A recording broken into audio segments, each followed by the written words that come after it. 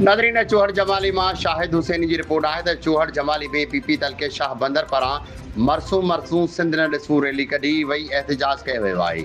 Pakistan peoples party के chairman Bilawal Bhutto Zardari के सॾ ते मरसूं मरसूं सिंध न ॾिसूं के नारे हेठ पाकिस्तान पीपल्स पार्टी तलके शाह बंदर तरफां पीपी ऑफिस का चौहड़ जमाली प्रेस क्लब ताईं एहतजाजी रैली कढी वही।